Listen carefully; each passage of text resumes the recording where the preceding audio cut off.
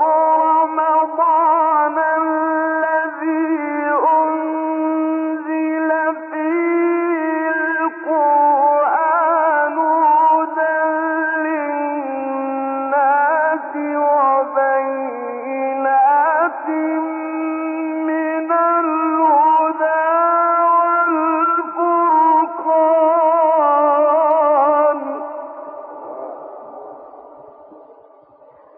اعوذ باللہ من الشیطان اللعین الرجیم. بسم اللہ الرحمن الرحیم. وصلی اللہ علی محمد وآل بیتہ الطیبین الطاہرین المعصومین.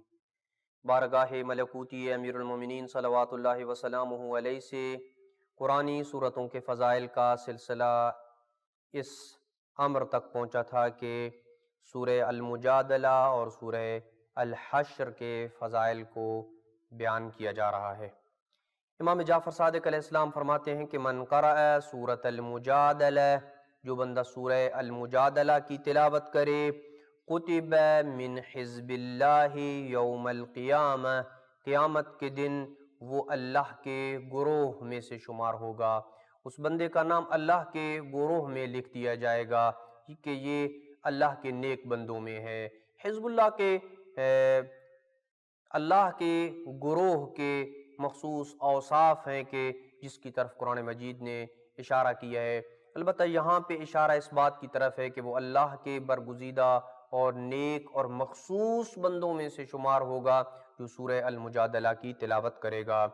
سورہ الحشر کے فضائل کو بیان کرتے ہوئے خاتم الرسل صلی اللہ علیہ وآلہ وسلم نے فرمایا: من قرأ سورۃ الحشر، جو بندہ سورہ الحشر کی تلاوت کرے، لم یبقى جنت ولا نار ولا عرش ولا کرسی ولا حجب السماوات السبع والارضین السبع والہواء والطیر والشجر والجبال والشمس والقمر والملائکۃ الا صلوا علیہ، کہ جو بندہ سورہ الحشر کی تلاوت کرے گا، جنت، جہنم، عرش، کرسی، 7 زمینیں اور 7 آسمان، ہوا، پرندے، درخت، پہاڑ، سورج اور ملائکہ اور چاند، کوئی بھی ان میں سے نہیں بچے گا مگر یہ کہ وہ اس بندے کی مغفرت کی دعا کرے گا. یہ تمام اللہ کی مخلوق جس کی طرف ہم نے اس روایت میں اشارہ کیا ہے، یہ اس بندے کی مغفرت کے لیے دعا کریں گے. وَاسْتَغْفَرُوا لَهُ، اور اللہ سے طلب مغفرت مانگیں گے.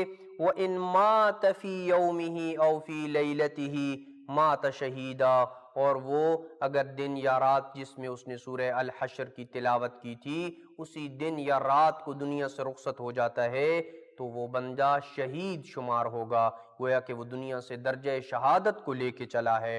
امام جعفر صادق علیہ السلام نے سورہ الحشر کے فضائل کو کچھ یوں بیان کیا: من قرأ اذا امسا الرحمن والحشر، جب شام ڈھلنے لگے، سورج غروب ہونے کا وقت آئے، جو بندہ سورہ الرحمن اور الحشر کی تلاوت کرے، وکل اللہ بدارہ ملکن، اللہ سبحانہ وتعالی اس کے گھر پہ ایک فرشتے کو موکل اور مقرر کرے گا.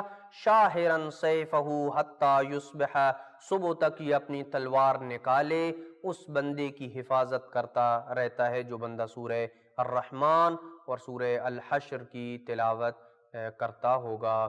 دعا ہے کہ اللہ سبحانہ وتعالی ہمیں ان تمام صورتوں کے فضائل کو سمجھنے، پڑھنے اور ان پہ عمل کرنے کی توفیق نصیب فرمائے.